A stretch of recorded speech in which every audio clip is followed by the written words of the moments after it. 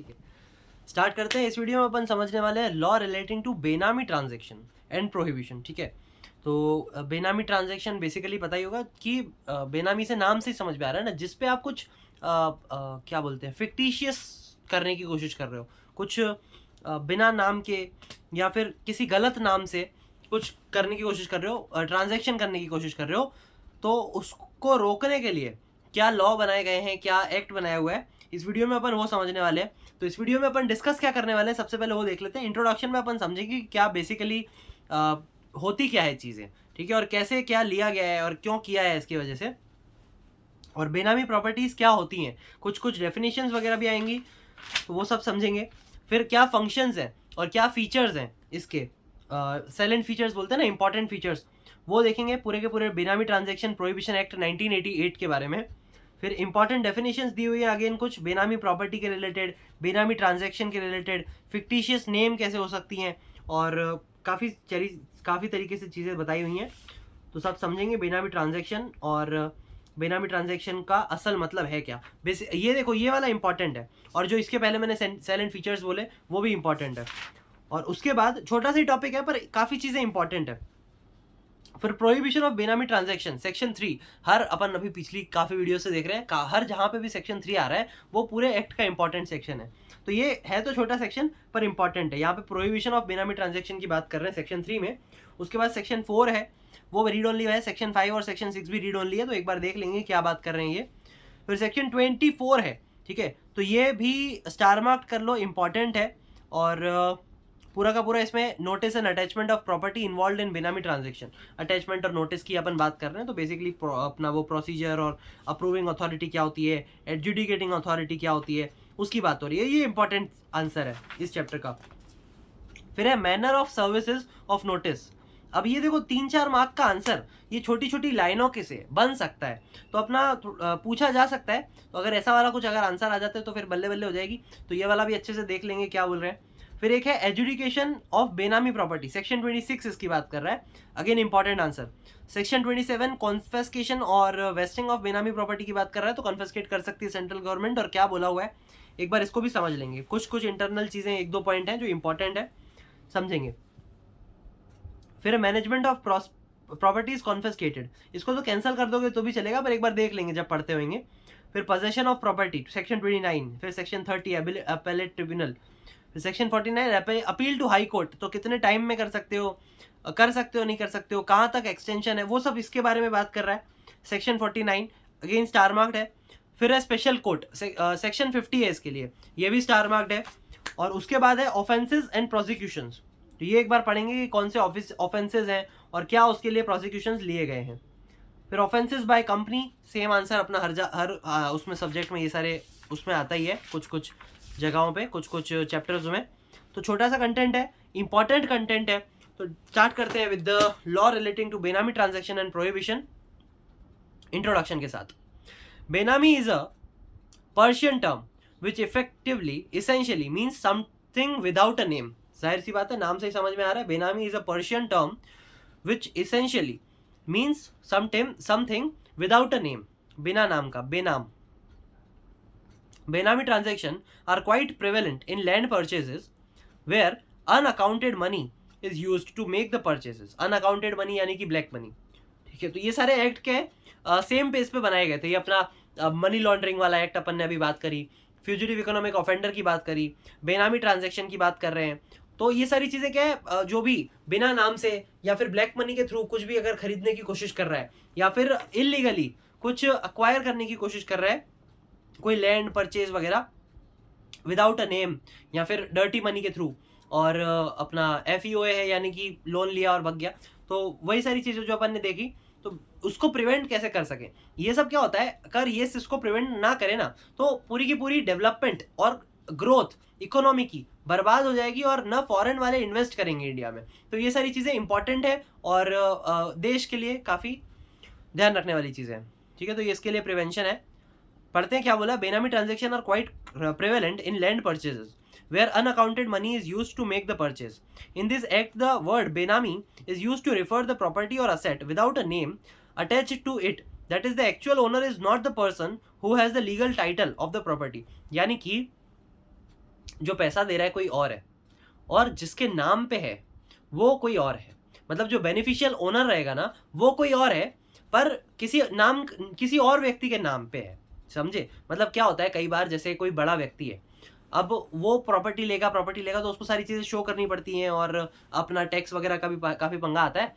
तो वो लोग क्या करते हैं, किसी भी मान लो कोई ट्रैक्टर चला रहा है, ठीक है, ट्रैक्टर चला रहा है, फार्मर है, तो अब फार्मर के नाम पे उसको बोल देंगे कि भैया तू ले ले 25 लाख की प्रॉपर्टी, उसको 25 लाख 25 करोड़ की भी प्रॉपर्टी, उसको बोल देंगे कि तू ये अपना 25,000 पकड़, 30,000 पकड़ और मेरे को क्या बोलते हैं अपने नाम पे ये प्रॉपर्टी खरीदनी है, तो तेरा नाम सिग्नेचर वगैरह चाहिए, ठीक है। और उसके नाम पे क्या करते हैं ये लोग, उसके नाम पे उन लोगों ने खरीद ली और दिखा देते हैं कि हाँ कहाँ कहाँ से पैसे आया, और वो सब प्रॉपरली ये लोग काम भी करते हैं ना, तो जो गलत काम भी है वो भी पक्के तरीके से करते हैं। तो इस वजह से ये बात करिए, देखो the actual owner is not the person who has the legal title of the person. जो असल ओनर है वो व्यक्ति नहीं है जिसके नाम पे लीगल टाइटल दिया गया है। सिंपल। आगे बढ़ते हैं। Here property, shares, debenture, fixed deposit and bank accounts are held by one person for another. The former lends his name to the letter and is a बेनामीदार, यानी कि कोई किसान, ठीक है, बेनामीदार हो गया किसान। He does not have any beneficial interest in the property or asset.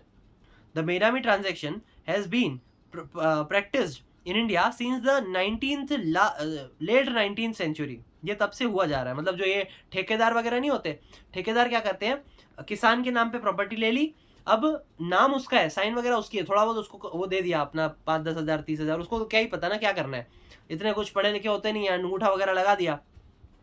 तो वो लोग ऐसे करते हैं और अपने अपने बेनिफिशियल इंटरेस्ट के लिए किसी और का नाम उपयोग करना इज बेनामी ट्रांजेक्शन। तो इसका एक्ट क्या है, देखो, the benami transaction prohibition act 1988 was enacted to prohibit benami transaction and the right to recover property held Benami and for matters connected therewith or incidental thereto, it extends to the whole of India. With a view to providing effective regime for prohibition of Benami transaction, the said act was amended through the Benami Transaction Prohibition Amendment Act 2016. तो इसमें मतलब amendment के बाद ही अपन पढ़ रहे हैं, तो अपना लेटेस्ट वाला ही वर्जन अपन पढ़ रहे हैं। The amended law empowered the specified authorities to provisionally attach Benami properties with which can eventually be confiscated. यानी कि उसको कन्फिस्केशन मतलब कि डिस्पोज ऑफ करना, सेंट्रल गवर्नमेंट अपने पास ले सकती है और कुछ भी अगर उससे पैसा वगैरह रिकवर करना हो तो उसको बेचा जा सकता है और वो डिस्पोज ऑफ करी जा सकती है। Besides, if a person is found guilty of offense of Benami transaction by the competent court, he shall be punishable with rigorous imprisonment for a term not less than 1 year, but which may extend to 7 years. 1 साल से लेके 7 साल तक की आपको jail सुनाई जा सकती है, फाइन भी सुनाया जा सकता है, which may extend to shall also be liable to fine which may extend to 25% of the fair market value of the property. जो प्रॉपर्टी रहेगी फेयर मार्केट वैल्यू उसकी देखी जाएगी और वो उसका 25% तक आपको फाइन भी भरना पड़ सकता है। और दोनों भी कई बार किसी केसेस में एंड लिखा है, देखो, हाँ एंड लिखा है, देखो, और नहीं लिखा है। जेल तो होगी, उसके साथ जितनी भी, मान लो मतलब 10 लाख की प्रॉपर्टी है तो 10 लाख पे 25% यानी कि 2.5 लाख रुपए आपको फाइन भी देना पड़ेगा, ठीक है। 1 ईयर और 7 ईयर्स के बीच में जेल, और अगर अपना 25% कोई भी प्रॉपर्टी की फेयर मार्केट वैल्यू का 25% फाइन लगेगा। The benami transaction prohibition amendment act 2016 came into effect from 1 नवंबर 2016। ये सब देखो तभी के एक्ट आए हुए हैं जब क्या बोलते मोदी जी आए थे। 2014 में मोदी जी आए, फिर 2015 में शायद कुछ नहीं किया था, क्योंकि आते ही अगर कुछ कर देते तो फिर तहलका मच जाता। फिर 2016 2017 जीएसटी आया, फिर रेरा और ये सारी चीज़ें। रेरा अपन शायद इसकी वीडियो आप अभी के लिए काम की नहीं होगी, पर जल्दी ही अपन रेरा की भी वीडियो बनाएंगे। मोस्टली ये दिसंबर के बाद ही बनाएंगे, जैन में बनाएंगे, तो आपके जून 2025 में जो एग्ज़ाम होगी ग्रुप 2 वाले उनके लिए काम में आएंगी वो वीडियो। तो आप वहाँ पे जाके मतलब उसके लिए अगर प्रिपेयर कर रहे हो तो देख सकते हो। रेरा पढ़ेंगे जल्दी। आगे देखते हैं इसमें क्या बोल रहे हैं। तो ये कब आया था, 1 नवंबर 2016। अब नोटबंदी हुई थी और सारी चीज़ें ये सब चलती रहती हैं। तो मेन पर्पज़ यही है कि नुकसान नहीं हो जनता का और देश का भला हो basically. The legislation is also, अब किसका भला हो रहा है तो भैया वो वही जाने, पर भला तो हो रहा है, ठीक है। The legislation is also intended to effectively prohibit benami transaction and consequently prevent circumstances of law through unfair practices. It empowers the government to confiscate Benami property from the following due procedures. It thereof promotes equity across all citizens. However, those who declare their Benami property under income declaration scheme will get immunity under the Benami Act. देखो क्या बोला हुआ है इसमें. If therefore promotes equity across all citizens. However, those who declares their Benami property under income declaration scheme will get immunity under the बेनामी act. ठीक है, अगर वो लोग ना सामने से बता देते हैं ना कि हमने अंडर इनकम डिक्लेरेशन कि ये हमारी बेनामी प्रॉपर्टी कि दोज हु डिक्लेयर देयर बेनामी property under income declaration scheme, income declaration scheme के तहत वो बता देते हैं सामने से कि ये बेनामी प्रॉपर्टी है, तो उसको थोड़ी सी कुछ इम्यूनिटी दी जाती है इसके अंडर बेनामी प्रॉपर्टी. मतलब उसको कुछ क्या बोलते हैं, इम्प्रिजनमेंट नहीं देंगे, बोलेंगे कि देखो तू फाइन भर दे और ठीक है कोई दिक्कत नहीं है, या उसके ऊपर स्टैम्प ड्यूटी बढ़ा देंगे या कुछ भी जो भी रहेगा. तो आपका वो क्या बोलते हैं आपसे टैक्स मांगेंगे कि इसके लिए तेरे पे ये टैक्स बनता है, लायबिलिटी तेरे को रहेगी इसकी और ये पे करनी रहेगी. तो वही बेसिक मतलब बताया हुआ है. आगे देखें, अगर नहीं तो फिर आगे बढ़ते हैं. If therefore promotes equity across all the citizens, however, those who declare the Benami property under income declaration scheme will get the immunity under the Benami Act. The Benami Transaction Prohibition Amendment Act 2016 received the assent of the President on the 10th August 2016 and came into effect from 1st November 2016. बस इतनी ध्यान रखो, 1st November 2016 को आया था. और एक ये पनिशमेंट ध्यान रखना, 1 साल से लेकर 7 साल, साथ ही साथ 25% फेयर मार्केट वैल्यू प्रॉपर्टी का भी आपके ऊपर फाइन लग सकता है. और विच पे एक्सटेंड्स टू लिखा है, मतलब 25% तक हो सकता है ऐसा.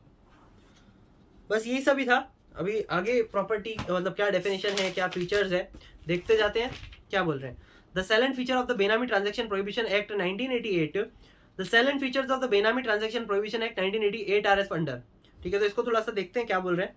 अगर कहीं लगेगा तो मैं पढ़ता जाऊंगा, कहीं रुकना जैसा लगेगा तो रुकूंगा, नहीं तो फिर पढ़ते जाएंगे. ठीक है. और बेसिकली साइलेंट फीचर्स आप कभी भी पढ़ो तो चैप्टर के पढ़ने के खत्म करने के बाद इसको पढ़ने का. पर अभी अपन लाइन में जा रहे हैं तो एक बार देख के खत्म कर लेते हैं, बाकी आप अपने हिसाब से कर सकते हो. If it defines a Benami transaction and Benami property and also provides for exclusion and transaction which shall not be considered Benami. मतलब ये डिफाइन कर रहा है बेनामी ट्रांजेक्शन को, बेनामी प्रॉपर्टी को. Provide for exclusion and transaction which shall not be constructed. ठीक है, उसको भी बता रहा है कि कौन सी बेनामी प्रॉपर्टी नहीं है, कहाँ पे उसको नहीं गिना जाएगा, ये कहाँ एक्ट काम नहीं करता है, तो वो सब ये एक्ट डिफाइन करता है. फिर इट प्रोवाइड्स द कॉन्सिक्वेंसेज. अगर आपने कुछ बेनामी ट्रांजेक्शन करी तो आपको क्या कॉन्सिक्वेंसेज फेस करने पड़ेंगे वो बताएगा. Procedure for determination and related penal consequences बताएगा. पावर ऑफ सिविल कोर्ट क्या है. मिसलेनियस प्रोविजन में सारी चीज़ें ओपन एंडेड हो जाती है कि अगर उनको लगेगा ये भी सही है, ये भी सही है, इसके रिलेटेड ये भी कुछ होना चाहिए साथ ही साथ, तो वो सब करेंगे. Provided of certain notice, protection of action taken in good faith. ठीक है, वो सब चीज़ें रहती है. देखेंगे एक्ट के अंदर क्या बोल रहे हैं. Central government empowers to make rules और implementation of provision of the bill. Central government consultation with the chief justice of the high court से भी ले सकता है, और डेजिग्नेटेड वन और मोर हाई स्पेशल कोर्ट के सेशंस के साथ भी बातचीत वगैरह करके ये लोग बिल पास कर सकते हैं. Penalty of the benami transaction बताई गई है. फर्निशिंग एनी फॉल्स डॉक्यूमेंटेशन के लिए कुछ भी, मतलब सारी चीज़ें बताई गई है बेसिकली कि अगर कुछ आप गलत काम करोगे तो पेनल्टी रहेगी. बेनामी ट्रांजैक्शन करोगे या फिर कुछ डॉक्यूमेंट में आप गलत दिखाने की कोशिश करोगे तो उसको ये पेनल्टी वगैरह लगेगी. तो क्या पेनल्टी है वो आगे देखेंगे. इट प्रोवाइड्स फॉर अपना पेनल्टी तो देख ही लिया अपन ने, कुछ उसके अलावा भी पीनल प्रोसिक्यूशंस क्या है वो भी अपने आगे आएंगे तो देखेंगे. It provides for transfer of any suit of proceedings in respect of Benami transaction pending in any court other than High Court or Tribunal or before any authority to the Appellate Tribunal. ठीक है, Appellate Tribunal के पास भी आप जा सकते हैं. Transfer of any suit or proceeding. ठीक है, ट्रांसफर भी किया जा सकता है उस सूट को in any court other than High Court. ठीक है, ट्रिब्यूनल में भी कर सकते हो और किसी Appellate Tribunal के पास भी आप ट्रांसफर कर सकते हो प्रोसीडिंग्स को. सिंपल मतलब ही बताया हुआ है. और आगे बात कर सकते हैं अपन इंपॉर्टेंट डेफिनेशन से स्टार्ट करते हैं एक्ट को कि क्या बोल रहा है पूरा एक्ट. ठीक है, इंपॉर्टेंट डेफिनेशन में सबसे पहली डेफिनेशन है बेनामी प्रॉपर्टी की. Benami property means any property which is in the subject matter of benami transaction and also includes the proceeds from such property. Simple इतनी ही चीज़ बताई हुई है. अब ये बोला कि सब्जेक्ट मैटर जो भी बेनामी ट्रांजेक्शन के रिलेटेड होंगे उसको बेनामी प्रॉपर्टी, यानी कि बेनामी ट्रांजेक्शन हुई तो आपकी उसकी प्रॉपर्टी मिली होगी ना, तो उसको बेनामी प्रॉपर्टी घोषित मान लेंगे, घोषित कर दिया जाएगा। And also includes the proceeds from such property, ठीक है, उससे अगर कुछ अपना जनरेट भी हुआ या कुछ उसके रिलेटेड चीज़ें हुई तो उसको भी बेनामी प्रॉपर्टी में ही गिना जाएगा। अब इस क्या बोलते दूसरी डेफिनेशन और इंपॉर्टेंट डेफिनेशन है ये पूरे चैप्टर की, बेनामी ट्रांजैक्शन की डेफिनेशन है ये। Benami transaction means a transaction or an arrangement, ठीक है, benami transaction means a transaction or an arrangement where a property is transferred to or is held by a person and the consideration for such property has been provided or paid by another person, ठीक है, where the property is transferred to or is held by a person and the consideration of such property has been provided and paid by another person, ठीक है, transfer किसी व्यक्ति के नाम पे हुई और उसका जो कंसिडरेशन की जो अमाउंट पे करी थी वो किसी और ने करी, तो दैट इज बेनामी ट्रांजेक्शन।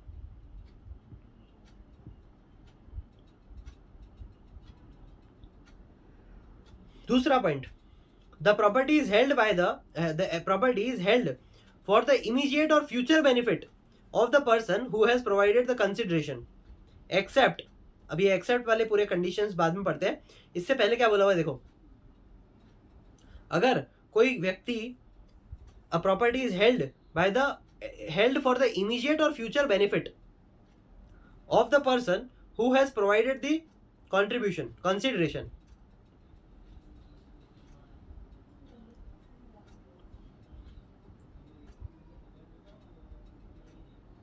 यहाँ पे देखो उल्टा होना चाहिए था ना मेरे हिसाब से,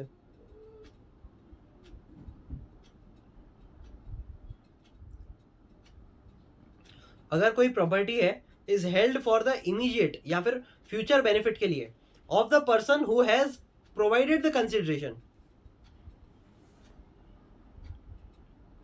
जिसने कंसिडरेशन पे करी है और उसके फ्यूचर बेनिफिट के लिए है, तो फिर कोई दिक्कत होनी नहीं चाहिए।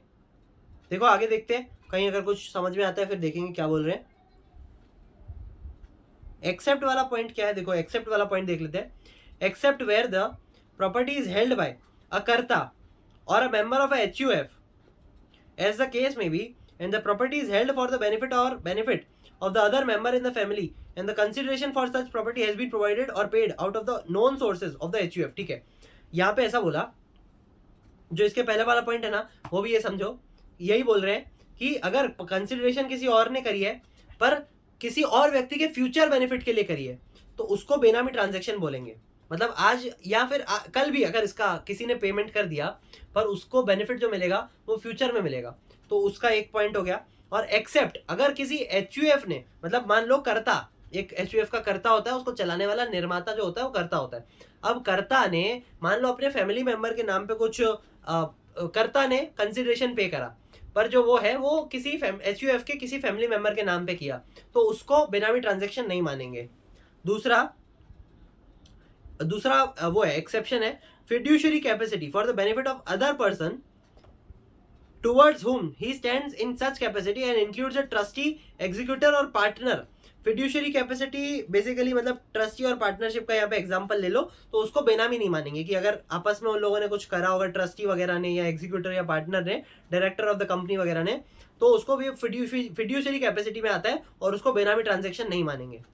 Any person being an individual in the name of the spouse or in the name of any child, ठीक है, आप किसी व्यक्ति ने किसी अपनी स्पाउस के लिए या फिर अपने बच्चे के नाम पे कुछ प्रॉपर्टी ली तो फिर उसको भी बेनामी ट्रांजैक्शन नहीं मानेंगे। ब्रदर और सिस्टर वाले केस में भी वही हो गया कि नॉन सोर्सेज ने पे करा और उनके नाम पे किया तो कोई दिक्कत वाली बात नहीं है और उसको भी बेनामी ट्रांजैक्शन नहीं मानेंगे। सिंपल। अब कुछ पॉइंट्स दिए हुए हैं बेनामी ट्रांजैक्शन के।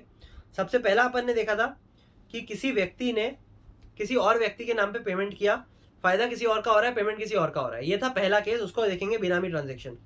और अगर the property is held for the immediate for the future benefit of the person who is provided the consideration, ठीक है, इमीडिएट या फ्यूचर बेनिफिट हो रहा है प्रॉपर्टी से किसी का और कंसिडरेशन कोई और पे कर रहा है, तो पहला पॉइंट भी यही था provided the consideration of the person, direct or indirect, of the person who has provided the consideration except, ठीक है। यहाँ पे मतलब बेसिकली तो बात तो देखो ये एग्जांपल्स है ना, जो क्या बोलते हैं, ये जो अपन ने एक्सेप्शन देखे, तो एक्सेप्शन में वही आएगा कि अगर ये लोग पे करेंगे अपने नॉन फैमिली मेंबर्स वगैरह के लिए तो चलेगा। तो ऊपर वाला केस यही समझ में आ रहा है कि किसी के इमीडिएट या फिर फ्यूचर बेनिफिट के लिए कोई एक पे कर रहा है, कंसिडरेशन पे कर रहा है, तो उसको भी बेनामी ट्रांजेक्शन ही देखा जाएगा, बेनामी ट्रांजेक्शन के तौर पे ही देखा जाएगा। तीसरा केस देखो, a transaction or a arrangement is in respect of a property carried out or made in a fictitious mode, fictitious name, fictitious यानी कि fake, ठीक है, वो पर्पस से किया होगा तो उसको भी बेनामी ट्रांजेक्शन गिना जाएगा।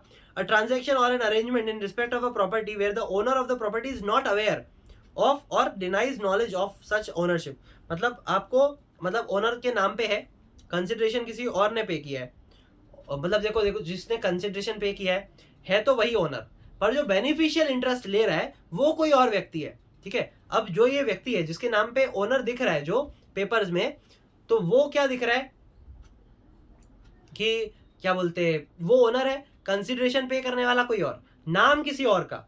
तो पहला पॉइंट जो था ना अपन ने, जो दूसरा पॉइंट देखा वो वही बोल रहा है, बेनिफिशियल ओनर कोई और है, कंसिडरेशन किसी और पे ने किया, किसी और ने किया है। अब ये देखो चौथे पॉइंट में क्या बोल रहा है, owner of the property is not aware, मतलब किसी, उसको पता ही नहीं है कि मेरे नाम पे प्रॉपर्टी है, तो उसको भी बेनामी ट्रांजैक्शन मानेंगे। पांचवा, a transaction or an arrangement in respect of a property where the person providing the consideration is not traceable or is fictitious, मतलब कोई भी पर्सन कंसिडरेशन पे कर रहा है, a transaction or an arrangement in respect of a property where the person providing the consideration is not traceable, उसको trace नहीं किया जा रहा, नहीं किया जा सकता जिसने कंसिडरेशन पे किया है, या फिर वो फेक है। मतलब ऐसे ही होता है ना कई बार कि सिर्फ पेपर पे कोई व्यक्ति बता दिया, अब वो असल में व्यक्ति नहीं है पर पेपर पे व्यक्ति है, तो उसको फिक्टिशियस बोला जाएगा, फेक बोला जाएगा, या कुछ भी आपने उल्लंघन करके ऐसा कुछ किया तो उसे भी बेनामी ट्रांजैक्शन में ही काउंट करेंगे, ठीक है। अब एक शॉर्ट फ्लो चार्ट के फॉर्म में दिया है कि बेनामी ट्रांजैक्शन क्या है। तो 4 तरीके की अपन ने देखी सबसे पहले, जिसमें पहला था ट्रांजैक्शन और अग्रीमेंट, फिर था इन अ फिक्टिशियस नेम, और तीसरा था ये where the owner of the property is unaware or denies ownership, where the person is providing consideration is not traceable or fictitious. और पांचवा केस देखा था अपन ने, बेनामी ट्रांजैक्शन कब मानेंगे, जब where a property is transferred is to or held by one person and consideration is paid by some another person, ये अपना पहला केस था।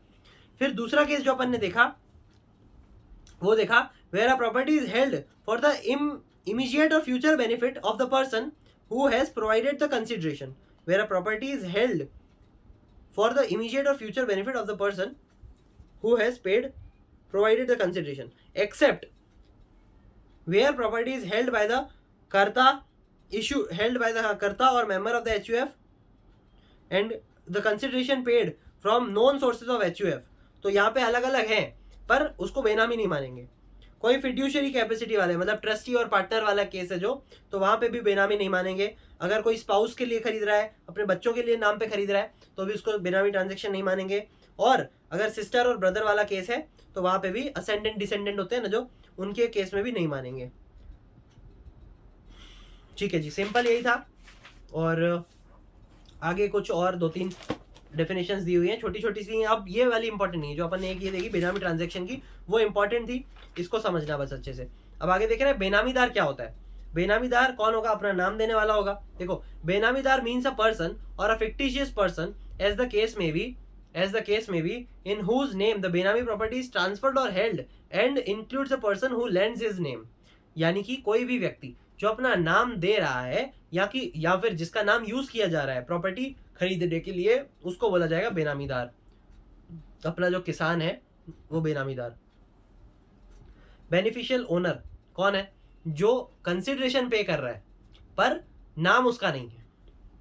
ठीक है, देखो बेनिफिशियल ओनर कौन है, means a person with whether his identity is known or not for whose benefit the property is held by the बेनामीदार। मतलब बेनामीदार से जिसने नाम लिया, पर बेनिफिशियल जो इंटरेस्ट लेगा उस प्रॉपर्टी का वो कोई और है, तो दैट इज बेनिफिशियल ओनर। और बेसिकली साइड में लिख लो कि पैसा देने वाला इज बेनिफिशियल ओनर। आगे देखते हैं फेयर मार्केट वैल्यू क्या है। देखो, fair market value is in relation to a property, means the price that the property would ordinarily fetch on sale in the open market on the date of the transaction। जिस दिन transaction हुई होगी उस दिन जो open market में price होगी वो होगी अपनी प्राइस ऑफ द प्रॉपर्टी, या जो सेल करते वक्त आपने जो भी ओपन मार्केट को मद्देनजर रखते हुए जो भी प्रॉपर्टी करी होगी उसे फेयर मार्केट वैल्यू बोल देंगे। या फिर दूसरा, where the price referred about is not ascertainable, नहीं पता करी जा सकती, तो such price as may be determined in accordance with such manner as may be prescribed. फिर जो भी प्रिस्क्राइब्ड मैनर रहेगा उसके थ्रू आप AMV निकाल सकते हो। वो क्या होता है, फिर लोकेलिटी देखी जाती है और देखी जाती है आजू बाजू का भाव कितना है, तो वैसे वो प्रॉपर्टी का रेट निकाला जाता है फेयर मार्केट वैल्यू के बेसिस पे। अब प्रॉपर्टी की भी एक डेफिनेशन दी हुई है, तो खत्म करते हैं फटाफट से पढ़ के।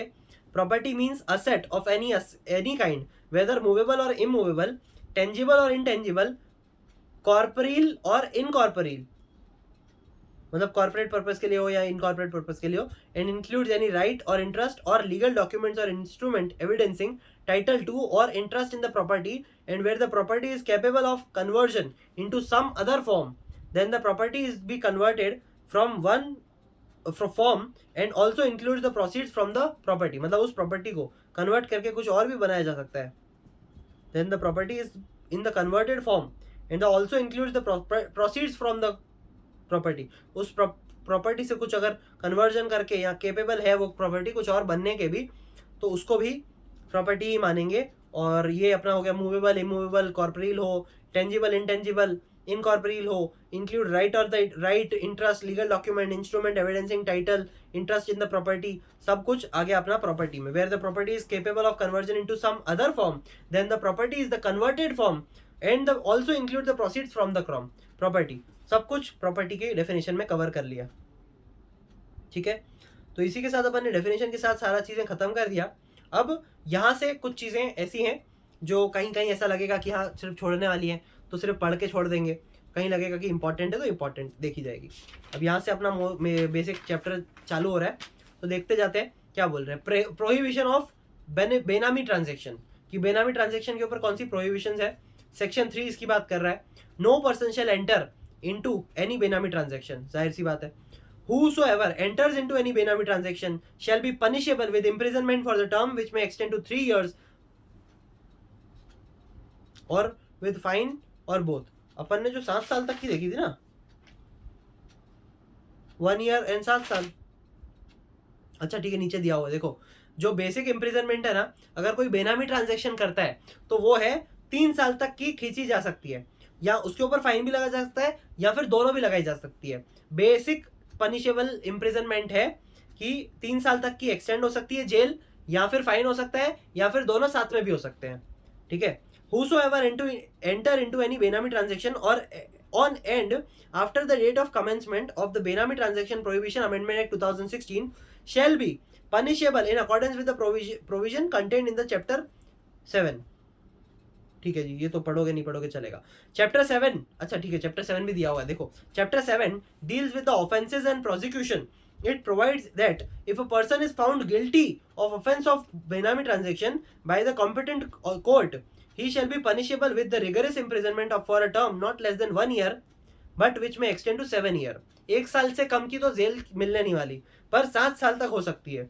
उसी के साथ साथ लायबल हो गए आप फाइन भरने के भी, जो कि है अपना फेयर मार्केट वैल्यू का 25% तक उसको एक्सटेंड किया जा सकता है। मतलब वो 10% भी हो सकती है, जो फाइन लगेगा वो 10% भी हो सकता है, 5% भी हो सकता है, 20 भी हो सकता है, एक्सटेंड हो के 25% तक जा सकता है फेयर मार्केट वैल्यू का।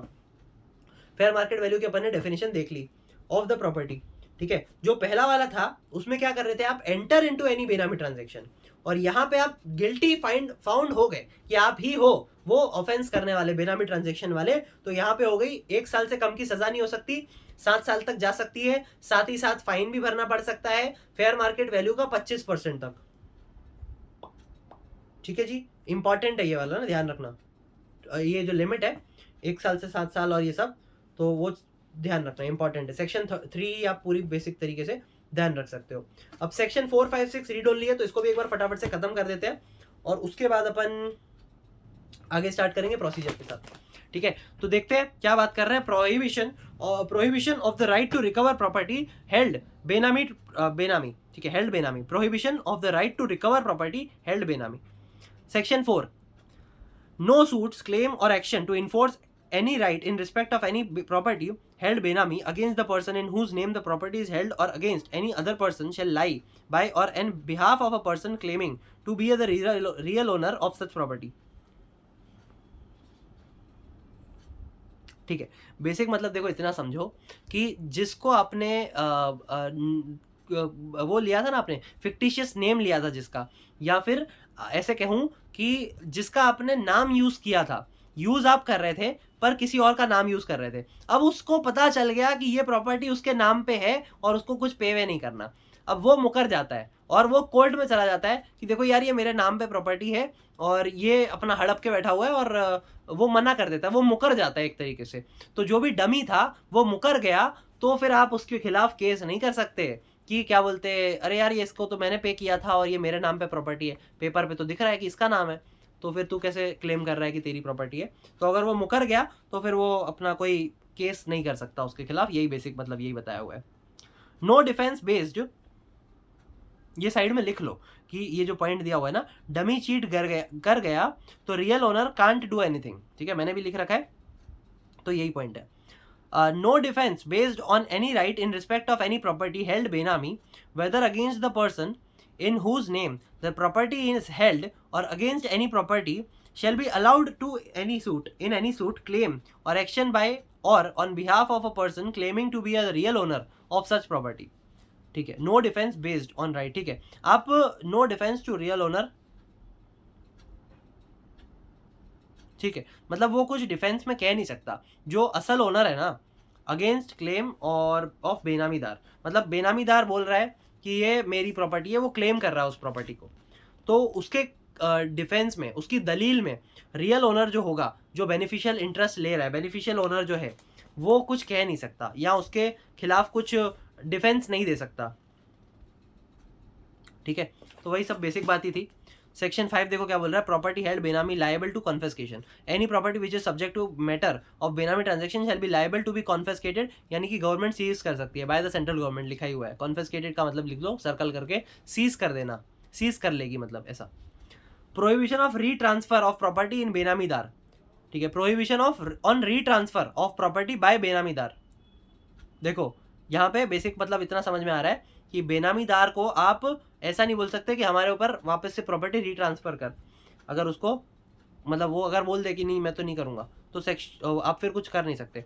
ये जो है प्रोहिबिशन वो सेक्शन 6 में बात करी हुई है। रीड ओनली देखो, रीड ओनली है ये सारे। देखो क्या बोल रहे हैं, no person being a benamidar shall retransfer the benami property held by him to the beneficial owner or any other person acting on his behalf. In case where any property is retransferred in contravention of the aforesaid provision, the transaction of such property shall be deemed to be the null and void। अगर आप करते भी हो ना रीट्रांसफर उस property को जो कि बेनामी प्रॉपर्टी है, उसको नल एंड वाइड मान लेंगे। यहाँ मतलब देखो इतना समझो कि गरीब का भला हो गया। ठीक है, अब वो गवर्नमेंट कुछ कुछ करती है चीज़ें, पर बेसिक तो क्या बोलते, कई बार फ़ायदा हो ही जाता है गरीबों का भी, कि क्या बोलते अगर कोई किसान के नाम पे है, अब किसान का रिश्तेदार या किसान खुद ही समझदार निकला तो वो कुछ कुछ चीज़ें करके कर सकता है। ठीक है, आगे बढ़ सकते हैं अपन। आगे दिया हुआ है notice and attachment of property involve in बेनामी प्रॉपर्टी। ठीक है, notice and attachment of property involve in benami transaction, section 24 इसकी बात कर रहा है। अगेन इंपॉर्टेंट सेक्शन है, तो अपना ध्यान रखते हैं। इसमें देखो एक होता है इनिशिएटिंग ऑफिसर, फिर होता है अप्रूविंग अथॉरिटी, फिर आती है एजुडिकेटिंग अथॉरिटी। ये तीन अथॉरिटी का नाम ध्यान रखना, IAA। ठीक है, इनिशिएटिंग अथॉरिटी मतलब इनिशिएटिंग ऑफिसर, अप्रूविंग अथॉरिटी और फिर एजुडिकेटिंग अथॉरिटी। ठीक है, पढ़ते हैं, देखते हैं क्या बोल रहे हैं और इसे भी समाप्त करते हैं। ठीक है, देखते हैं, पानी वानी पी लिया, आगे बढ़ते हैं। Where the initiating officer on the basis of the material in his possession has reason to believe that any person is a benamidar in respect of a property, he may, after recording reason in writing, issue a notice. वही अपना show cause notice जिसमें अपन को कारण बताना होता है, अपन ने बात करी हुई है ऑलरेडी. देखो, इनिशिएटिंग ऑफिसर है जिसको ऐसा लग रहा है कि ये जो प्रॉपर्टी है इसके पास, या फिर कोई भी व्यक्ति है जो कि बेनामीदार और बेनामी ट्रांजैक्शन से संबंध है, तो उसको नोटिस इशू कर सकता है, शो कॉज नोटिस इशू कर सकता है within such time as may be specified in the notice by the property should not be treated as a benami property. मतलब आप ही बताओ कि हम इसको बेनामी प्रॉपर्टी क्यों ना माने. अब वो देखो किसको इशू कर रहा है, believe that any person is a benamidar in respect of a property. अब वो लोग बेनामीदार को पकड़ते हैं मेनली कि अपना तूने नाम कैसे दिया, और अगर नाम दिया तो तू वहाँ रहता क्यों नहीं है, और कहाँ से पैसा आया तेरे पास, और ये सारी चीज़ें उसके पास. अब वो देखो गरीब व्यक्ति है, वो तो सच फटाफट बोल ही देगा, देखो भैया मेरे पास 10,000 मिले थे, 20,000 मिले थे, 25,000 30,000 मिले थे, और उस हिसाब से मैंने ऐसे कर दिया, और ये व्यक्ति के इस व्यक्ति ने मेरे को पैसे दिए थे करवाने के लिए. तो ये निकाला जा सकता है. तो इस वजह से काफ़ी, अब वो लोग भी जो हैं करने वाले, वो लोगों को भी पता है, वो लोग से भी पहले पट्टी पढ़ा रहे थे उन लोगों को कि देख अगर कोई भी अथॉरिटी आती है तेरे पास तो तूने ये बोलना है. ठीक है, तो वही बेसिक मतलब यही बोला हुआ है. तो इनिशिएटिंग ऑफिसर होता है सबसे पहला जो जाता है वहाँ पे, उसको अगर ऐसा लगता है कि हाँ ये व्यक्ति है बेनामीदार, तो वो शो कॉज नोटिस उसको इशू कर सकता है. सिंपल पहला स्टेज हो गया. A copy of the notice में ऑल्सो भी served upon other person who is a beneficial owner. अगर ऐसा लगता है कि हाँ पता चल गया तो मतलब ठीक है, उसको भी नोटिस को दूसरी जगह भी मतलब बेनिफिशियल ओनर को भी भेजा जा सकता है. Where the initial officer is of the opinion that the person is possession of the property held benami may alienate such. alienate करने का मतलब होता है अपने से अलग करना, यानी कि वो अपने से अलग कर सकता है उस प्रॉपर्टी को, कि उसने उसको बेच दिया. मान लो अपन उसके पास गए और उसने, इनिशिएटिंग ऑफिसर को ऐसा लग रहा है कि अभी मैं तो उसके पास चला गया हूँ, पर जब तक मैं इसके ऊपर कुछ रिस्ट्रिक्शन नहीं लगा देता या फिर इसके पास वापस नहीं आ जाता सारी अपनी बातचीत करके, तो ये कुछ एलिनेट कर सकता है या फिर बेच सकता है इसको. तो फिर उसके ऊपर कुछ हो सकता है. देखो क्या हो सकता है. Where the initiating officer is of the opinion that the person is possession of the property held benami may alienate such property during the period specified in the notice. he may मतलब देखो कितना time था notice का, उतने time के अंदर उसने, मान लो देखो 30 दिन थे, एग्जाम्पल दे रहा हूँ, 30 दिन थे कि तुम्हें 30 दिन के अंदर इस शो कॉज नोटिस का जवाब देना है. अब क्या बोलते, उसने 10वें दिन पे ही वो प्रॉपर्टी को बेच दिया. अब 15वें दिन पे 20वें दिन पे आया कि हाँ भैया देखो मेरे पास तो कोई प्रॉपर्टी नहीं है और मेरे को कुछ पता ही नहीं है, आप क्यों नोटिस भेज रहे हो, शो कॉज नोटिस, आप देख लो सब कुछ बराबर है. तो वो ना करे, तो इसलिए वो लोग ले सकते हैं previous approval. He may with the previous approval of the approving authority by order in writing attach provisionally such property in the manner as may be prescribed for the period of not exceeding 90 days from the date of such issue of notice. 90 दिन के लिए वो लोग उसको attach कर सकते हैं उस नोटिस के साथ. इसका मतलब आप उसको ना बेच सकते हो, ना वहाँ पे क्या बोलते, न ट्रांजेक्शन कर सकते हो उस प्रॉपर्टी के रिलेटेड. सिंपल. ठीक है. अप्रूविंग अथॉरिटी से पहले आपको प्रायर अप्रूवल लेनी पड़ेगी, और राइटिंग में सब ऑर्डर सब रिटर्न प्रोसीजर रहेगा. 90 दिन के लिए मैक्सिमम कर सकते हो. आगे क्या बोला देखो, the initiating officer after making such inquiry and calling of such reports or evidence as he deems fit and taking into account all relevant material shall within a period of 90 days from the date of issue of notice. ठीक है. अब 90 दिन के लिए तुमने ये सब किया है ना, मतलब अब ये इनिशिएटिंग ऑफिसर के ऊपर आ गई बात कि अब तुझे एक केस बनाना है. मतलब इनिशिएटिंग ऑफिसर को एक केस बनाना है और उसमें सारी चीज़ें बतानी है, रिपोर्ट एक तैयार करनी है कि देखो ये बेनामीदार है, ये बेनिफिशियल ओनर है, ये प्रॉपर्टी है, ये लोचा है, ये लपाटा है. ठीक है, केस बनाया. अब वो आगे कहाँ जाएगा देखो, 90 दिन के अंदर आपको ये सारा कार्यक्रम, अपने 90 दिन का अगर आपको मैक्सिमम टाइम मिला है तो आपको 90 दिन के अंदर आपने एक केस बनाना है और वो लेके जाना है किसके पास, एडजुडिकेटिंग अथॉरिटी के पास. अब फिर उसके बाद बनाया वो सिर्फ खीर खाएगा कि अब इनिशिएटिंग ऑफिसर ने दे दिया, अब बनाया केस लेके एडजुडिकेटिंग अथॉरिटी डिसाइड करेगी कि हाँ भैया क्या मामला है. ठीक है. Where the provisional attachment has been made, pass an order continuing the provisional attachment of the property with the prior approval of the approving authority till the passing of the order by the adjudicating authority. Pass an order where the provisional attachment has been made.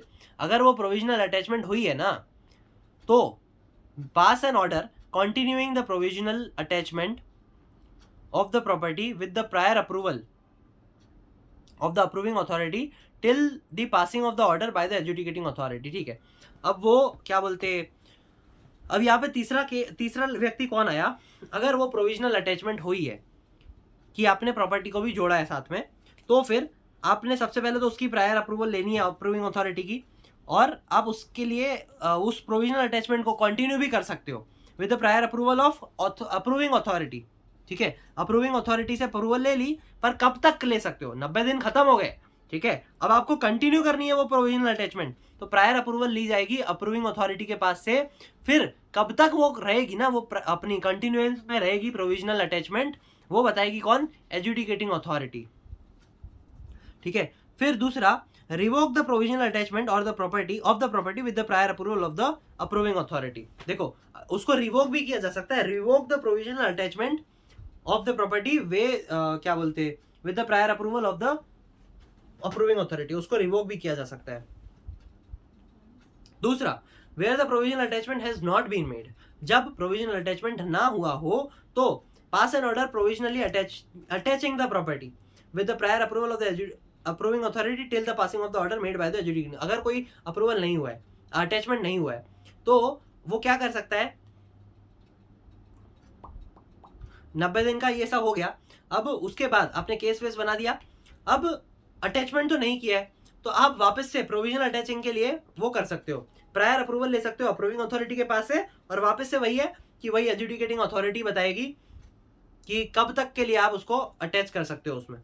और decide not to attach the property as specified in the notice with the prior approval of the approving authority. अगर ऐसा लगता है कि कोई attach करने की जरूरत नहीं है, तो आप प्रायर अप्रूवल अप्रूविंग अथॉरिटी से लेके उसको नहीं भी अटैच करोगे, तो आपको सिर्फ इंटीमेट करना रहेगा कि नहीं है कोई अटैचमेंट वगैरह.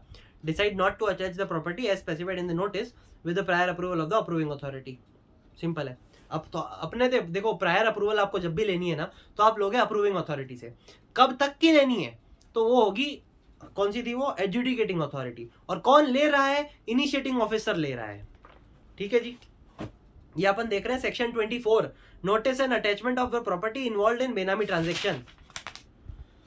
है आगे देखो, where the initiating officer passes an order continuing the provisional attachment of the property or passes an order provisionally attaching the property, he shall within 15 days from the date of the attachment draw up a settlement of the case and refer it to the adjudicating authority. अब adjudicating authority क्या है, वो section 26 में इसकी अगला ही बात करेंगे. बाकी क्या बोल रहे हैं, देखो, जब ये सब कुछ हो गया, अब इनिशिएटिंग ऑफिसर को 15 दिन के अंदर आपको सब कुछ ये सब तैयार करके देना पड़ेगा. देखो, draw statement of the case and refer it to the adjudicating authority. बनी बनाई खीर आपने दे देनी है एडजुडिकेटिंग अथॉरिटी को कि ये रहा केस, ये रहा सारे दलीलें, और अब तुम जानो, तुम्हारा काम जाने. ठीक है, 15 दिन के अंदर इनिशिएटिंग ऑफिसर देगा किसको, एडजुडिकेटिंग अथॉरिटी को. It may be noted that initiating officer means an assistant commissioner. क्या बात है, देखो छोटी मोटी पोस्ट नहीं है, असिस्टेंट कमिश्नर है या फिर डेप्यूटी कमिश्नर है, as defined in the income tax act 1961. It may be noted that initiating officer means an associate assistant commissioner या फिर deputy commissioner as defined in the income tax act 1961. अब है manner of service of notice. देखो भैया, ये समझ में आ गया ना अच्छे से, बढ़िया तरीके से अपन ने देखी है इस चीज को. इनिशिएटिंग ऑफिसर, अप्रूविंग अथॉरिटी, फिर एडजुडिकेटिंग अथॉरिटी. एक बार वापस से पढ़ लेना. सबसे पहले शो कॉज नोटिस इशू हो रहा है, और फिर आपने अप्रूविंग अथॉरिटी से वो करना है कि अगर एलिनेट कर सकता है तो वो प्रॉपर्टी के खिलाफ आप मतलब वो भी कर सकते हो, अटैच कर सकते हो, और 90 दिन के अंदर, 90 दिन के लिए कर सकते हो. और उसके बाद आपको 90 दिन के अंदर सारे एविडेंस वगैरह केस बना के तैयार रखना है. और अगर प्रोविजनल अटैचमेंट हुआ है तो अप्रूवल लिया होगा आपने उससे, क्या बोलते हैं, अप्रूविंग अथॉरिटी से. एडजुडिकेटिंग अथॉरिटी बताएगी कब तक का आपको मिलेगा अप्रूवल. फिर अगर रिवोक करने वाला केस रहा तो रिवोक भी करा जा सकता है, मतलब छोड़ दिया जा सकता है. Where the provisional attachment is not been made, मतलब कोई भी अटैचमेंट नहीं हुई है प्रॉपर्टी के रिलेटेड, तो अगर करनी है तो फिर वही वापस प्रोविजनल अटैचमेंट कर सकते हो प्रॉपर्टी के रिलेटेड, किससे पूछ के? अप्रूविंग अथॉरिटी से पूछ के। कब तक कर सकते हो तो कौन बताएगा? अथॉरिटी बताएगी। कौन सी अथॉरिटी बताएगी? एजुडिकेटिंग अथॉरिटी बताएगी। और अगर बता रहे हैं कि डिसाइड नॉट टू अटैच, तो फिर उसको जाने देंगे with the prior approval of the approving authority. Simple. उसके बाद अपन ने देखा इनिशिएटिंग ऑफिसर 15 दिन के अंदर स्टेटमेंट केस बताएगा, दलीलें वगैरह सब कुछ दे देगा, रेफर कर देगा किसको? एजुडिकेटिंग अथॉरिटी को। और जो इनिशिएटिंग ऑफिसर है वो कौन है? उसके बराबर का होना चाहिए। असिस्टेंट मींस एंड असिस्टेंट बराबर का नहीं होना चाहिए, वही होना चाहिए असिस्टेंट कमिश्नर और डेप्यूटी कमिश्नर, जो भी डिफाइन किए होंगे इनकम टैक्स एक्ट 1961 में। सिंपल जी। आगे देखेंगे manner of service of notice. ठीक है, सेक्शन 25 इसकी बात कर रहा है। अ नोटिस अंडर सेक्शन 24, हाँ देखो, a manner of service of notice, a notice under section 24 may be served by on the person named therein either by the post or if it were a summon issued by the court. ठीक है, वो कैसे जाएगा उसके ऊपर? तो any notice referred to above may be addressed as follow. In case of an individual, तो उस सच इंडिविजुअल को दिया जाएगा notice to be addressed to. Firm होगी तो managing partner or the manager of the firm को दिया जाएगा। एचयूएफ होगी तो कर्ता या फिर any member of such family को दिया जाएगा। कंपनी होगी तो प्रिंसिपल होगा उस कंपनी का, प्रिंसिपल ऑफिसर को दिया जाएगा। एनी अदर एसोसिएशन और बॉडी ऑफ द इंडिविजुअल तो प्रिंसिपल ऑफिसर और एनी मेंबर देयर ऑफ। अगर एनी अदर पर्सन है नॉट बीइंग एन इंडिविजुअल, तो फिर पर्सन हु मैनेजेस और कंट्रोल हिज अफेयर्स उसको दिया जाएगा। सिंपल। ये देखो 3-4 मार्क में पूछे गया ना, बढ़िया हो जाएगा। याद ध्यान रखना, सिर्फ पढ़ना है आपने। अगर इंडिविजुअल तो इंडिविजुअल को दिया जाएगा, एचयूएफ है तो करता है या फिर member of the family, company है तो प्रिंसिपल ऑफिसर, अदर एसोसिएशन है और बॉडी या फिर कोई बॉडी ऑफ इंडिविजुअल है तो प्रिंसिपल ऑफिसर या फिर जो भी कोई मेंबर रहेगा उसको दिया जाएगा। या फिर कोई अगर एनी अदर नहीं, हाँ अगर कंपनी है तो प्रिंसिपल ऑफिसर और बीच में कुछ रह गया क्या? हाँ, फर्म है तो मैनेजिंग पार्टनर या फिर मैनेजर ऑफ द फर्म, और एनी अदर पर्सन है इंडिविजुअल जो नहीं है तो फिर उस मैनेजर को या फिर जो भी कंट्रोल संभाल रहा होगा उसके अफेयर्स को, वो उसको दे दिया जाएगा। सिंपल। आगे देखते हैं सेक्शन 26 एजुडिकेटिंग अथॉरिटी की यहाँ पे बात हो रही है। Adjudication of benami property, section 26 again important है। ठीक है, ये सारी चीजें लाइन में इंपॉर्टेंट आ रही हैं तो देखते जाते हैं, खत्म करते जाते हैं, और सिंपल है, आप पढ़ोगे ना तो आपको ध्यान में आ जाएंगी चीजें कितनी क्या कैसे दी हुई हैं। ठीक है, adjudication of benami property section 26, parties to be issued notice, मतलब कौन सी पार्टीज को इशू नोटिस हो सकता है, कौन सी है? देखो, on the receipt of the reference under section 24 the adjudicating authority shall issue notice to furnish such documents, particulars or evidence as it considered necessary on the date of the specified therein on the following person: a person specified as a benamidar, a person referred to the beneficial owner therein or identified as such, the interested party including a banking company भी हो सकती है वो, यानी कि अगर कोई loan वगैरह वाला मैटर है तो बैंकिंग कंपनी भी अगर आती है, इंटरेस्टेड पार्टी कि हाँ भैया देखो हमने लोन दिया है, हमारा भी पैसा है इसके अंदर, तो इंटरेस्टेड पार्टी भी आ सकती है। एनी पर्सन, बैंकिंग कंपनी आ सकती है। Any person who has made claim in respect of the property, अगर किसी व्यक्ति ने क्लेम किया है उस प्रॉपर्टी के खिलाफ तो वो व्यक्ति को भी नोटिस दिया जा सकता है। ये देखो 4 है, बेनामीदार, बेनिफिशियल ओनर और कौन सा था? बेनिफिशियल मतलब इंटरेस्ट वाला, जिसका मतलब ऐसा है कि इंटरेस्टेड पार्टी है और जो भी क्लेमेंट रहेगा उसको ये सारे नोटिस दिए जाएंगे। अब टाइम पीरियड क्या है for the issue of notice? The adjudicating authority shall issue notice within a period of 30 days from the date on which the reference has been received. ठीक है, सबसे पहला तो जो था ना वो था शो कॉज नोटिस, जो कौन भेज रहा था? इनिशिएटिंग ऑफिसर भेज रहा था। किसको? बेनामीदार या फिर उसको इंटरेस्टेड पार्टी और वो बेनिफिशियल ओनर वगैरह को भेज रहा था। वो कितने टाइम के अंदर भेज रहा था यहाँ पे नहीं बताया है, पर जब एजुडिकेटिंग अथॉरिटी के पास हाथ में केस आ गया तो वो 30 दिन के अंदर ये सबको अपना नोटिस भेज देगी। ठीक है, देखो क्या बोला, the adjudicating authority shall issue such notice within a period of 30 days from the date on which the reference has been received, provided also that the notice shall provide a period of not less than 30 days to the person to whom the notice is issued to furnish the information sought. Provided also that the notice shall provide a period of not less than 30 days to the person to whom the notice is issued to furnish the information sought, मतलब 30 दिन के अंदर एजुडिकेटिंग authority को notice issue करना है और उस notice में 30 दिन का समय दिया जाएगा उस पर्सन को कि तू 30 दिन के अंदर अब हमें रिप्लाई कर इस नोटिस का। समझे? Where the property is held jointly or more than one person, the adjudicating authority shall make all endeavors to serve notice to all person holding the property, provided that where the notice is served on any बढ़िया बर्तन गिरा है भैया, provided that where the notice is served any one of the person, the service of notice shall not be invalid on the ground that the said notice was not served to all the person holding the property. ठीक है, देखो last के 2 point में यही बोला हुआ है कि अगर किसी जॉइंटली प्रॉपर्टी जो हेल्ड हो रही है, जो है वो किसी जॉइंट ओनर के नाम पे है, एक से ज्यादा ओनर के पास है, तो फिर एडजुडिकेटिंग अथॉरिटी को सबको नोटिस भेजना पड़ेगा, ठीक है, और टाइम पीरियड वगैरह तो वही रहेगा, provided that where the notice is served on any one of the person. ठीक है, ये भी बोल दिया कि अगर हम सिर्फ एक ही पर्सन को भेजते हैं और क्या बोलते हैं, बाद में आप ये केस नहीं कर सकते कि यार आपने तो हमें नोटिस ही नहीं भेजा, दूसरी पार्टी ये नहीं बोल सकती आपने तो हमें नोटिस ही नहीं भेजा, तो वो एडजुडिकेटिंग उसकी वो नहीं होगी जिम्मेदारी, हमने एक को भेज दी थी ना, तुम आपस में देख लो। Provided that where the notice is served on any one of the person, the service of notice shall not be invalid. गलत नहीं मानेंगे, अगर हम बोला है कि एक अगर ज्वाइंट ओनर रहेंगे तो एक से ज्यादा जो भी ज्वाइंट ओनर रहेगा सबको नोटिस भेजा जाएगा, पर अगर सिर्फ एक को ही भेजा ना तो उसको इनवैलिड नहीं मानेंगे, उसको भी वैलिड मानेंगे, on the ground that such said notice shall not served to all the person holding the property। ठीक है, आगे देखते हैं। Further action by the adjudicating authority after issue of notice, after issue notice issue हो गया, अब adjudicating authority क्या action लेगी। The adjudicating authority shall after considering the reply if any of the notice issued, उस notice का जो भी issue का रिप्लाई आएगा उसके हिसाब से फिर वो कार्रवाई होगी और उसको कंसीडर करके एक्शन लिए जाएंगे। दूसरा, making or causing to be made such inquiry and calling for such reports or evidence as it deems fit. ठीक है, सारे अपने क्या बोलते हैं उसको, सबूतों को मद्देनजर रखते हुए चीज़ें देखी जाएंगी, इंक्वायरी करेंगे, कॉल फॉर सच रिपोर्ट्स, वो फिर कार्यवाही चलती रहेगी, वो सब उसी का मैटर है, making or causing to be made such inquiries. तीसरा, taking into account all relevant materials. ठीक है, taking into account all relevant materials provided an opportunity of being heard, सामने वाले को देनी पड़ेगी, बेनामीदार को भी और initiating officer and any other person who claims to be. ठीक है, इनिशिएटिंग ऑफिसर को भी यहाँ पे अपॉर्चुनिटी ऑफ बीइंग हर्ड देगी कि तू क्यों बोल रहा था कि क्या बोलते मेरे पास रीज़न है कि ये बेनामी प्रॉपर्टी है या फिर बेनामीदार है ये वाला व्यक्ति या फिर ये बेनिफिशियल ओनर है, तो उससे भी बातचीत करी जाएगी।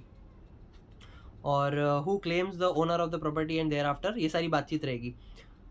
Holding the property not be a benami property, pass an order. ठीक है, फिर वो पास करेगा, there and after pass an order holding the property not be a Benami property and revoking the attachment order, or holding the property to be a Benami property and confirming the attachment order in all other cases। ठीक है, या तो वो हाँ बोलेगा कि हाँ बेनामी प्रॉपर्टी है, या तो वो ना बोलेगा। अगर हाँ बोल देगा तो फिर उसको कन्फिस्केट कर देंगे और आगे बढ़ेगी प्रोसीडिंग, मतलब अटैचमेंट कंटिन्यू रहेगा और वो गवर्नमेंट जब्त कर लेगी।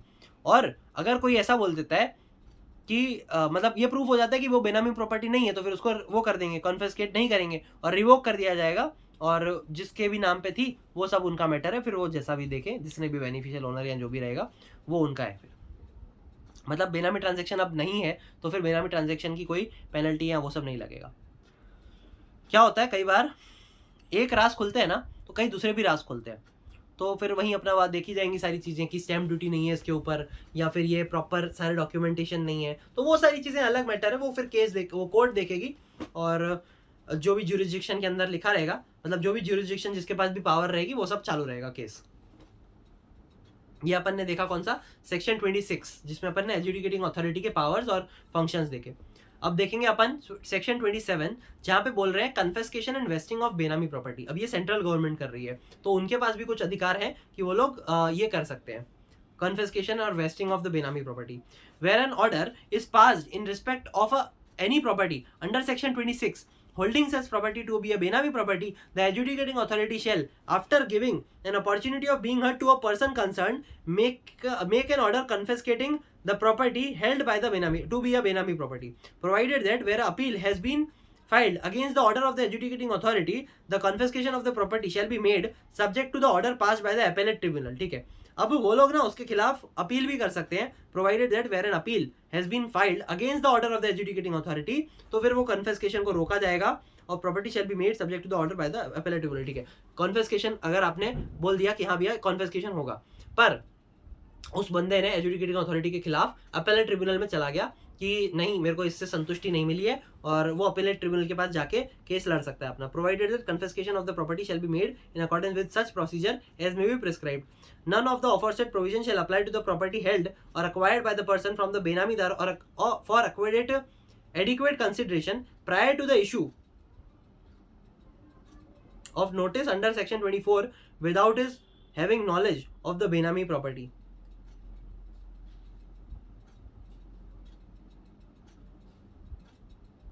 ठीक है, देखो यहाँ पे क्या बोल रहे हैं, none of the aforesaid provision नहीं लागू होगा,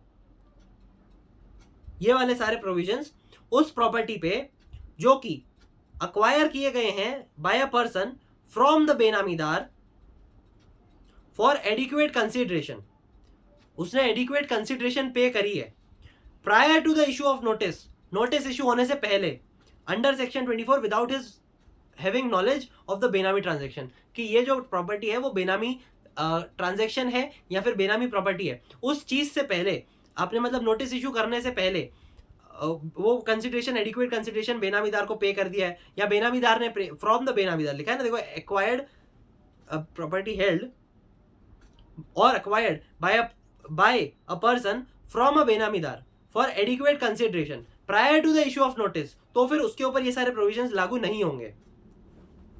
ठीक है, इसको अगर एग्जाम्पल से समझना है तो एक बार वो भी समझ लेते हैं। देखो, none of the aforesaid provision shall apply to the property held or acquired by a person from the बेनामीदार। ठीक है, मान लो मैं हूं बेनामीदार जो सिर्फ नाम दे रहा है कि ये मेरे नाम पे प्रॉपर्टी है, और मैंने क्या बोलते, उसने एडिक्वेट कंसिडरेशन दे के मैंने मतलब किसी और व्यक्ति को दे दिया, वो अक्वायर कर लिया किसी और व्यक्ति ने prior to the issue of notice, थी वो बेनामी ट्रांजेक्शन ही, बेनामीदार है मैं तो फिर है तो गलत ही, बेनामी प्रॉपर्टी हुई वो, पर बेनामी नोटिस इशू होने से पहले आपने उसको चेंज कर दिया, मतलब उसको किसी और को दे दिया, तो फिर वो बेनामी ट्रांजेक्शन नहीं मानेंगे और ये सारे एप्लीकेशन उसके ऊपर नहीं लगेंगे। ठीक है, हालांकि दूसरी चीजें देखी जाती हैं पर वो बेनामी के अंदर नहीं आएगा, बेनामी प्रोहिबिशन एक्ट के अंदर नहीं आएगा। Simple. Where an order of confiscation has been made, all the rights and titles is issue in such property shall vest absolutely in the central government, free from all encumbrance, or no compensation shall be payable in respect of such confiscation. कोई भी उसके बदले में आपको पैसे वगैरह नहीं मिलेंगे। Any right of any third person created in such property with a view to defeat the purpose of the act shall be null and void.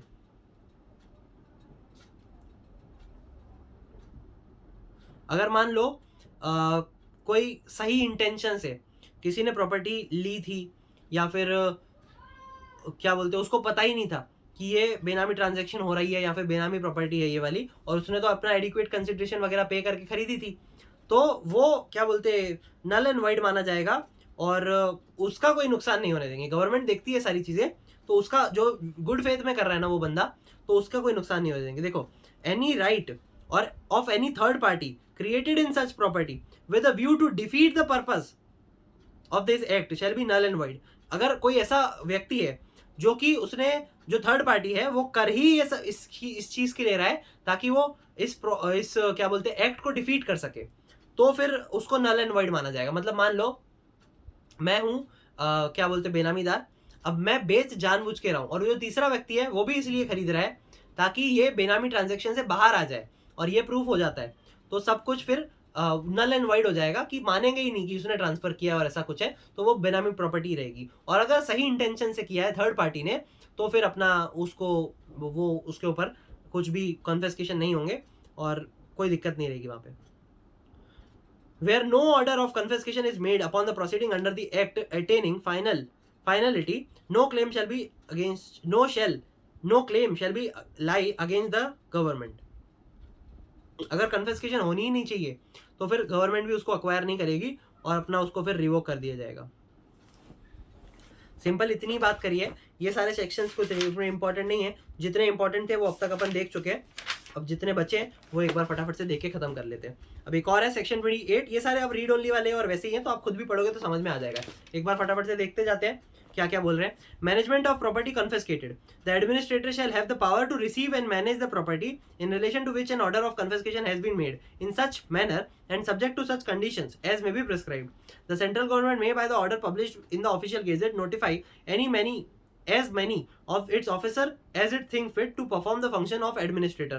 The administrator shall also take such measures as directed by the central government to dispose of the property which is vested in the central government in such manner and subject to such condition as may be prescribed. ठीक है, सिर्फ इतना ही बोला हुआ है. जो भी property रहेगी उसको कन्फिस्केशन के लिए उसको क्या बोलते हैं, मैनेजमेंट के लिए एक एडमिनिस्ट्रेटर हायर कर सकते हैं और वो सेंट्रल गवर्नमेंट का पावर है और वो सब कुछ है. सेक्शन 28 इसकी बात कर रहा है, तो वो इतना कुछ अपना पढ़ना नहीं है, एक बार सिर्फ पढ़ के छोड़ देना उसको. Section 29 possession of the property. Where an order of confiscation in respect of the property has been made, the administrator shall proceed to take the possession of the property.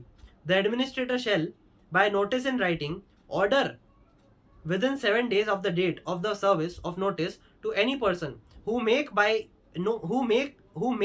be in possession of the Benami property to surrender or deliver possession thereof to the administrator. अब वो confiscation order आ चुका है, administrator को वो लोग appoint भी कर चुके हैं गवर्नमेंट.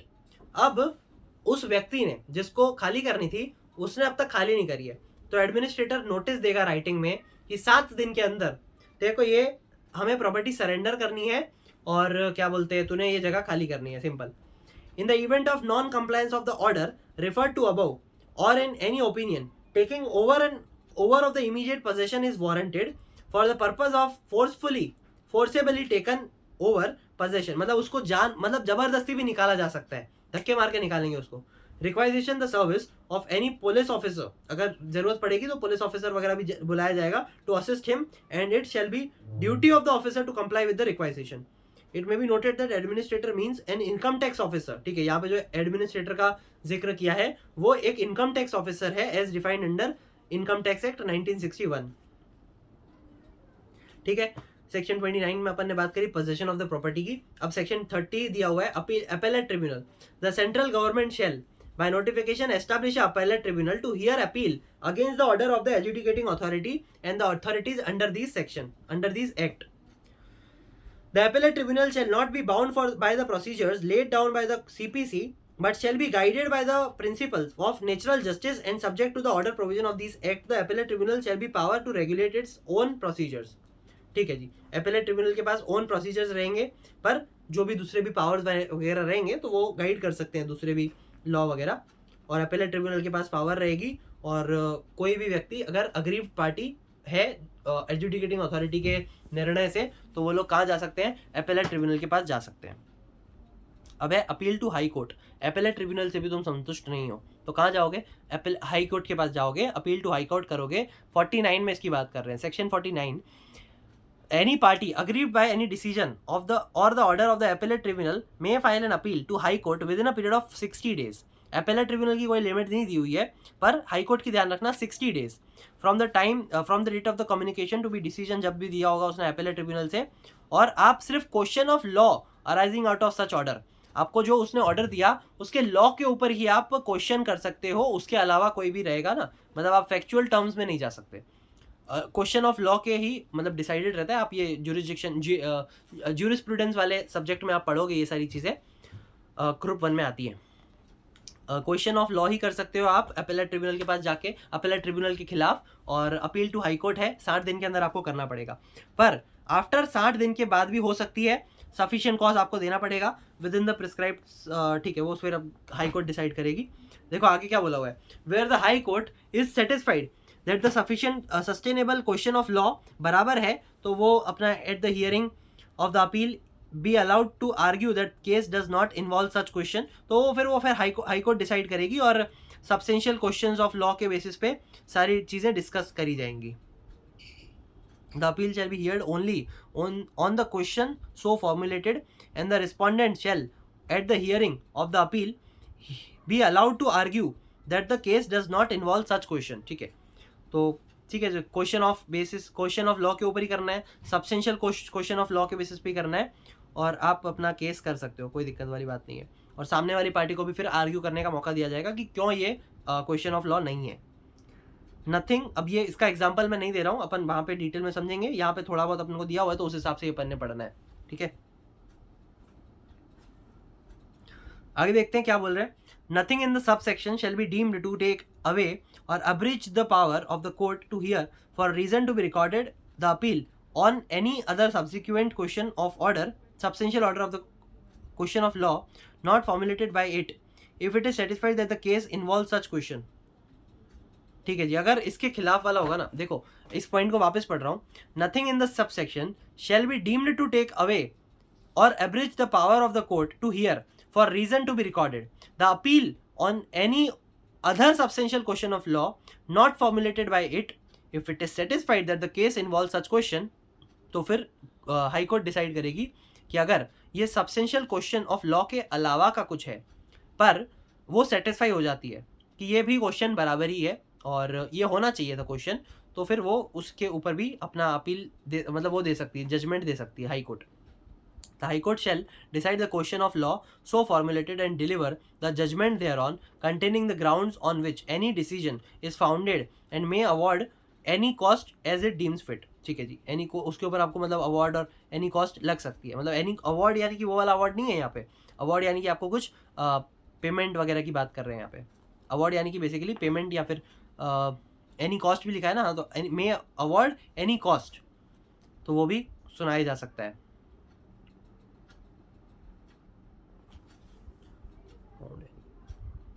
ठीक है, the high court may determine any issue which has not been determined by the appellate tribunal. The high court may determine any issue which has not been determined by the appellate tribunal and or has been wrongly determined by the appellate tribunal by reason of a decision of such question of law as is referred to above। ठीक है जी, provision of CPC apply in the cases of appeal under this section। ठीक है जी, आगे बढ़ सकते हैं, इतना कुछ अपन ने नहीं देना। अब ये एक और है स्पेशल कोर्ट। स्पेशल कोर्ट क्या होती है अपन को पता ही है। सेक्शन 50 में इसकी बात करें, the central government in consultation with the chief justice of the high court shall for trial of the offences punishable under this act by notification designated one और more court of session as a special court or special court, special court or special courts for such area or areas or for such cases or classes or group of classes or या cases as may be specified by in the notification. अब देखो ये special court में ना कुछ special cases ही जाते हैं, central government से कंसल्ट करके ये बनाई जाती है। चीफ जस्टिस मतलब सेंट्रल गवर्नमेंट कंसल्टेशन करती है chief justice of high court के साथ, और कुछ जगहों पे पर्टिकुलर एरिया पे स्पेशल कोर्ट होते हैं और ये स्पेशल केसेस होते हैं जो स्पेशल कोर्ट में ही लड़े जाते हैं। While trying an offences under the act a special court shall also try an offence other than any offence referred to above with which the accused may under the code of criminal procedure 1973 be charged at the same trial। ठीक है, यहाँ पे मतलब वो भी आ गया कि try an offence other then and offence referred above, यानी कि जो बेनामी प्रॉपर्टी है, बेनामी प्रॉपर्टी में मर्डर या लाश या वैसे सारी भी चीज़ें हैं। अपना दृश्यम मूवी देखी थी, मान लो वो प्रॉपर्टी बेनामी प्रॉपर्टी थी, अब उस प्रॉपर्टी के नीचे कुछ तुमने दबा दिया, ठीक है, मर्डर कर दिया और उसकी लाश छुपाई बेनामी प्रॉपर्टी में, तो ये सारी चीज़ें भी ऑफेंसेस स्पेशल कोर्ट में देखे जाते हैं और CPC वगैरह के भी सारे चीज़ें देखी जाएंगी। क्रिमिनल प्रोसीजरिंग्स होगी नहीं यहाँ पे, तो वही बात करें, the special court shall not take cognizance of any offence punishable under the act except upon complaint in writing made by the authority or any officer by the of the central government या फिर state government. अगर ये लोग बोलेंगे ना कोई authority या फिर कोई officer of the central government या स्टेट गवर्नमेंट, तो ही ये अपना जजमेंट या फिर कंप्लेंट लेगा और केस चढ़ेगा इसके ऊपर, नहीं तो नहीं जाएगा। जज द गवर्नमेंट जनरल, ठीक है। Every trial under this section shall be conducted as expeditiously as possible, मतलब इसका मतलब as soon as possible, ASAP लिखते हो ना तुम लोग। And every endeavours shall be made by the special court to कंड्यूस the trial within 6 months from the date of filing of the complaint। ठीक है, आपको जल्द से जल्द करना है, पर अगर स्पेशल कोर्ट है तो कुछ स्पेशल भी तो होगा ना, तो 6 महीने के अंदर तुम्हें इस केस को निपटाना पड़ेगा। अब देखो अपने ऑफेंसेस एंड प्रोसिक्यूशंस भी एक बार देख लेते हैं। कितना टाइम हो गया, 1 घंटा 10 मिनट करीब करीब हो गए। अपना लगभग 5-7 मिनट का 10 मिनट का करीब और बचा है, 5 ही मिनट का बचा है। चलो फटाफट खत्म करते हैं। ऑफेंसेस एंड प्रोसिक्यूशन, ऑफेंस दिया हुआ है, मोटिव दिया हुआ है। पहले देखो ऑफेंसेस और यहाँ पे दिया हुआ है where any person enters into benami transaction. तो मोटिव क्या है, to defeat the provision of any law, to avoid payment of statutory dues, to avoid payment of creditor. ठीक है, तो अब पनिशेबल कौन होगा, the beneficial owner, benamidar, any other person who abet, कौन एबिट्स, यानी कि देखो उकसाने वाला, any other person who abets or include any person to enter into the बेनामी बिजनेस, उकसाने वाले को भी यहाँ पे पनिश किया जाएगा। Shall be guilty to be offence of the benami transaction. अब है शैल बी पनिशेबल विद, क्या पनिश करेंगे, तो यहाँ पे कुछ लिमिट बताइए। Rigorous imprisonment for the term which may be not less than, which shall be not less than 1 साल, मतलब 1 साल से नीचे की तो सजा मिलेगी नहीं अगर बेनामी ट्रांजेक्शन साबित हो जाती है, तो 1 साल की तो मिनिमम जेल है ही है, पर वो कहाँ तक जा सकती है, 7 साल तक जा सकती है। और फाइन भी अपन ने देख लिया था, may extend to 25% of the fair market value of the property. और सैंक्शन में क्या बोला, देखो prosecution shall be instituted only after the previous sanction of the CBDT. CBDT यानी कि central board of direct tax, तो अपना सीबीडीटी एक डायरेक्ट टैक्स की सेंट्रल अथॉरिटी है जो सारी चीज़ें करती है। तो prosecution shall be instituted only after the previous sanction of CBDT. CBDT से भी बातचीत वगैरह करेंगे कि अपना इसने इस प्रॉपर्टी के ऊपर, मैंने कहा ना टैक्स वगैरह भी देखते हैं और वो सारी चीज़ें कि इसने पूरी करी है नहीं करी है, तो उससे भी बातचीत होती है। अब एक आखिरी पॉइंट है ऑफेंसेस बाय कंपनी। अपन हमेशा हर चीज़ जगह पे देखते ही हैं, यहाँ पे भी एक बार देख के खत्म करते हैं। ठीक है, देखो इसको ऊपर से बता देता हूँ। पर्सन है, अगर कोई व्यक्ति कॉन्ट्रावेंशन करता है, ठीक है, तो प्रोविजन ऑफ द एक्ट के थ्रू या रूल्स का, डायरेक्शंस का या ऑर्डर देयर अंडर, तो कंपनी या फिर वो पर्सन, एवरी पर्सन जो भी है कॉन्ट्रावेंशन करने वाला, जो पर्सन इन चार्ज रहेगा वो रिस्पॉन्सिबल रहेगा, जो भी रिस्पॉन्सिबल है कंपनी के बिहाफ पे, उसको पनिशमेंट दी जाएगी। As well as the company खुद भी shall be deemed to be guilty of the contravention and shall be liable to be proceeding against the punishable accordingly. और अगर कोई व्यक्ति ऐसा है जिसको पता ही नहीं है, विदाउट हिज नॉलेज कोई काम हुआ है या फिर उसने वो काम जानबूझ के नहीं किया है, ठीक है, तो उसके खिलाफ थोड़ी सी वो दी जाती है, वो अगर उसने प्रूफ कर दिया तो उसके खिलाफ कोई कार्रवाई नहीं होगी। और अगर कोई व्यक्ति है, director, manager, secretary, KMP, promoter, director और जितने भी सारे ऑफिशियल्स वगैरह रहते हैं, वो अगर क्या बोलते हैं, उन्होंने कुछ जानबूझ के किया है, contravention has taken place with the consent of or attributable to any neglect of the part of any director, manager, secretary, तो उसको भी deemed to be guilty माना जाएगा of the contravention and shall be liable to be proceeds against any punished accordingly। ठीक है, तो इसी के साथ अपन ने एक बेनामी वाला भी एक्ट अपन ने देख के खत्म कर दिया। तो इसी के साथ अपना यहाँ पे मेजर पोर्शन खत्म होता है इकोनॉमिक कमर्शियल लॉ का अपना हाँ देखो लॉ रिलेटिंग टू ये भी बन गया। ठीक है, अब अपना देखो एक कंपटीशन एक्ट 2002 बचा है, वो लगभग अपन जनवरी में अपलोड करेंगे। कंज्यूमर प्रोटेक्शन एक्ट 2019 बचे हैं, बहुत अच्छे चैप्टर्स हैं, तो उसकी भी वीडियोस 2025 में आएंगी। और आज एक और वीडियो बनाएंगे लीगल मेट्रोलॉजी एक्ट 2009 की, तो अपनी सिर्फ 3 चीज़ें बचेंगी, एक रहेगा रेरा और एक रहेगा कंज्यूमर प्रोटेक्शन एक्ट 2019 और एक रहेगा कंपटीशन एक्ट 2002। ठीक है, तो उसकी वीडियो आपको मिलेगी जनवरी में। बाकी सब अपन प्रॉपरली सब कुछ देख चुके हैं, और अगर सब कुछ सही चला तो जनवरी में फिर आपको ग्रुप 1 की भी वीडियोस मिलेंगी, और मिलेंगी मोस्टली तो मिलेंगी। ठीक है जी, थैंक यू सो मच।